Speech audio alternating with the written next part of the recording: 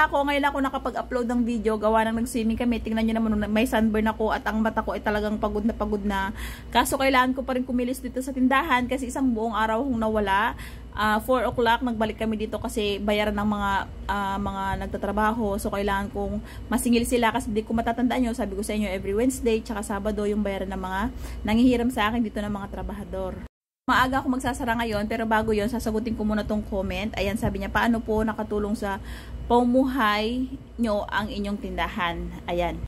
Napakaganda ng tanong mo. Karamihan sa atin mga nagtitindahan, dito po, isama niyo na po ako. Dito ko po kinukuha ang bayad sa aming mga bills. Katulad ng bayad namin sa kuryente, bayad sa tubig. Yun naman pong tinutubo ko sa GCash. Yan po yung kinukuhanan ko ng pambayad ko sa internet.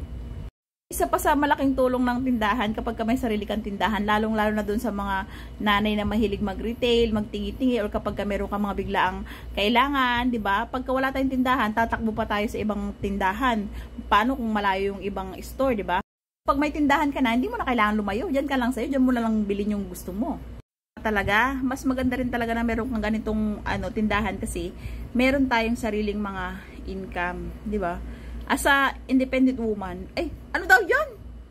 Lang naman yun ha, hindi ko naman pwedeng hingin sa partner ko na bigyan mo ako pambili ng sunscreen, hingi ako ng pambili ng gusto ko, hingi ako ng pambili ng vitamins para sa akin. So ayun, yun yung sagot ko, paano ako natutulungan ng pagtitindahan ko.